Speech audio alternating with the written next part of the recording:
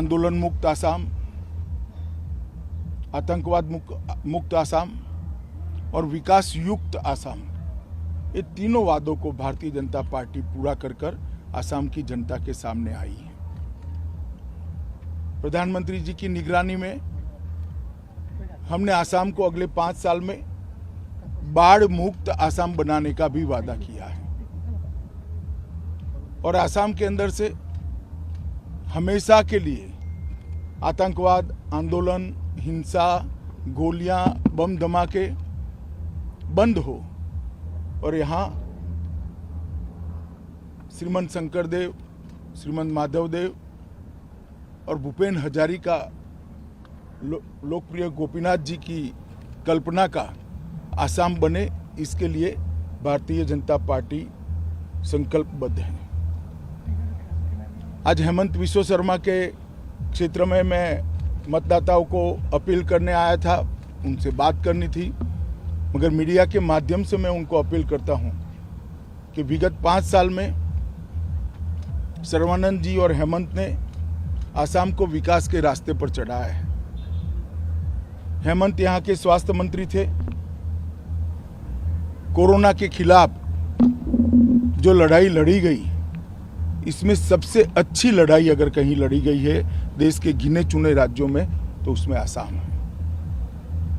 हेमंत की आसाम में को विकास के लिए, सरकार चलाने के लिए भूमिका रही ही।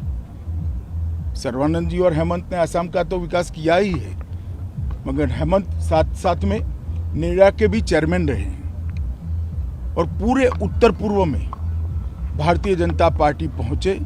इसलिए 5 साल मोदी जी के नेतृत्व में हेमंत जी ने बहुत लगन से काम किया है और न केवल आसाम, पूरे उत्तर पूर्व के, पूरे नॉर्थ ईस्ट के विकास के लिए ढेर सारी योजनाओं को जमीन पर उतारने में उनकी बहुत बड़ी भूमिका रही है।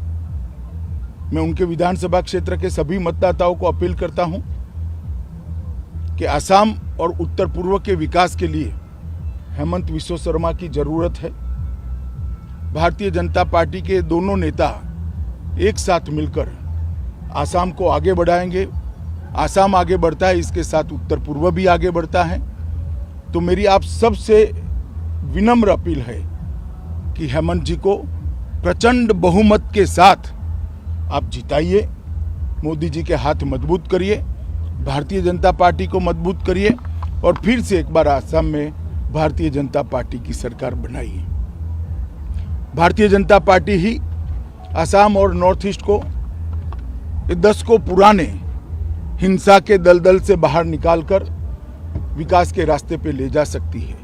और मोदी जी ने जिस प्रकार की प्रायोरिटी नॉर्थ ईस्ट और आसाम को दी है, मुझे लगता है ये बहुत सुवर्णमयी मौका है आसाम की जनता के लिए कि मोदी जी के हाथ मजबूत कर फिर एक 5 साल विकास के रास्ते पर हम आगे बढ़ जाए और जो विगत 3 दशकों के अंदर हमने गंवाया है उसको प्राप्त करें।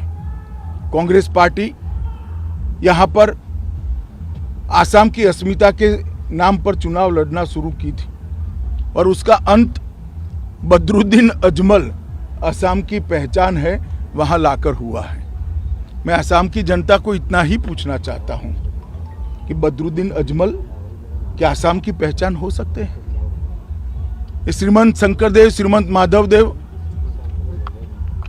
गोपीनाथ जी और भूपेन हजारिका का असम, इसकी पहचान बदरुद्दीन अजमल हो सकते हैं क्या? महान लचित बरफुकन की असम की पहचान बदरुद्दीन अजमल हो सकते हैं क्या? कांग्रेस पार्टी रास्ता भटक गई है, वो आसाम को सही रास्ते पे ले नहीं जा सकती। इसलिए मेरा आप सभी से विनम्र निवेदन है कि मोदी जी के नेतृत्व में आसाम में एक सरकार बनाइए और फिर से एक बार हमारी टीम को 5 साल तक आपकी सेवा करने का मौका दीजिए। मोदी जी के नेतृत्व में हम बाढ़ मुक्त और विकसित आसाम बनाएंगे। यही बात कर मेरी बात समाप्त करता हूं। धन्यवाद। गृहमंत्री जी, जो नक्सल हमला हुआ है, पहली बार आप मुखातिब हैं बतौर गृहमंत्री, मैं पूछना चाहूंगा क्या आधिकारिक सूचना है, कितने जवान अब तक शहीद हो चुके हैं और क्या कार्रवाई आप इंश्योर करते हैं, भरोसा दिलाते हैं देश को? जहां तक आंकड़े का सवाल है, मैं अभी कुछ कहना नहीं चाहता क्योंकि अभी सर्च ऑपरेशन चल रहा है, मगर दोनों ओर का नुकसान हुआ है। हमारे जवान शहीद हुए हैं। मैं उन सभी जवानों को श्रद्धांजलि भी देता हूं और उनके परिवारजनों को और देश को इतना विश्वास दिलाना चाहता हूं कि जवानों ने अपना खून जो देश के लिए बहाया है वो व्यर्थ नहीं जाएगा। हमारी लड़ाई और मजबूती के साथ और मक्कमता के साथ और तीव्रता के साथ इन नक्सलियों के खिलाफ चालू रहेगी और हम इसको परिणाम तक ले जाएंगे।